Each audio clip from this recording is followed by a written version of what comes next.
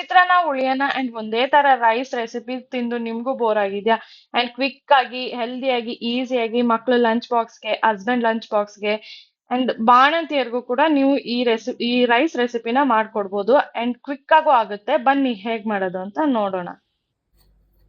1 spoon of ಜೀರಿಗೆ ಹಾಕೊಳ್ಳಿ, 1 spoon pepper ಹಾಕಿ, ಎರಡೂ ಡ್ರೈ ರೋಸ್ಟ್ ಮಾಡ್ಕೊಳ್ಳಿ. ಸ್ವಲ್ಪ ಜೀರಿಗೆ ಲೈಟಾಗಿ ಎರಡೂ ಡ್ರೈ ರೋಸ್ಟ್ ಮಾಡ್ಕೊಳ್ಳಿ. ಓಕೆ, ಡ್ರೈ ಮಾಡ್ಕೊಂಡಿರೋದು ಜೀರಿಗೆ ಮತ್ತು ಮೆಣಸು ಹಾಕೊಳ್ಳಿ. ಆಮೇಲೆ 8ರಿಂದ 10 ಬೆಳ್ಳುಳ್ಳಿ ಹಾಕೊಳ್ಳಿ. ಎಲ್ಲನೂ ಡ್ರೈ ಪೌಡರಾಗಿ ರುಬ್ಕೊಳ್ಳಿ. ತರತರಿಯಾಗಿ 3 ಮಿಕ್ಸರ್ಗೆ ಹಾಕೊಂಡು ರುಬ್ಕೊಳ್ಳಿ. ಆಯಿಲ್ ಹಾಕೊಳ್ಳಿ. ಒಂದು ಪ್ಯಾನ್ ತೊಗೊಂಡು ಪ್ಯಾನ್ಗೆ ಆಯಿಲ್ ಎಷ್ಟು ಬೇಕಾಗುತ್ತೆ ನನಗೆ ಆಯಿಲ್ ಹಾಕಿದ್ದೀನಿ. ಸೊ ಎಣ್ಣೆ ಕಾದ್ಮೇಲೆ ಸಾಸಿವೆ,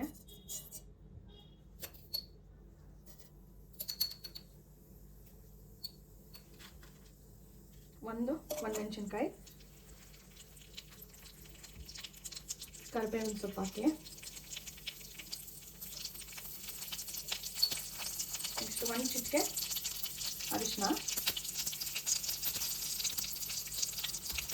ನಾವು ಡ್ರೈ ಆಗಿ ರುಬ್ಬಿಟ್ಕೊಂಡಿರ್ತೀವಲ್ಲ ಅದು ಪೌಡರ್ ಹಾಕಿ, ಮೆಣಸು, ಜೀರಿಗೆ ಮತ್ತು ಬೆಳ್ಳುಳ್ಳಿ ರುಬ್ಬಿದ್ವಲ್ಲ ಅದು ಪೌಡರ್, ಅದನ್ನು ಹಾಗೆ ಕೈ ಹಾಕಿ. ಸೊ ಆಲ್ರೆಡಿ ರೈಸ್ ಮಾಡಿಟ್ಕೊಂಡಿರೋ ರೈಸನ್ನು ಇದು ಒಗ್ಗರಣೆಗೆ ಹಾಕಿ, ನಿಮಗೆ ಎಷ್ಟು ಕ್ವಾಂಟಿಟಿ ಬೇಕೋ ಅಷ್ಟು ಹಾಕೊಳ್ಳಿ.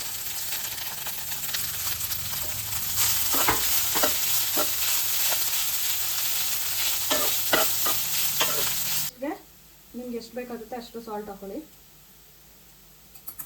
ಮೆಣಸಿನ್ಕಾಯಿ ಒಂದೇ ಸಾಕು, ಯಾಕಂದರೆ ನಾವು ಪೆಪ್ಪರ್ ಹಾಕಿರ್ತೀವಿ.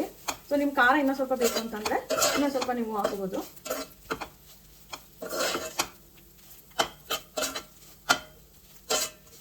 ತುಂಬ ಈಸಿಯಾಗಿ ಮಾಡ್ಕೊಳ್ಳೋಂಥ ರೆಸಿಪಿ.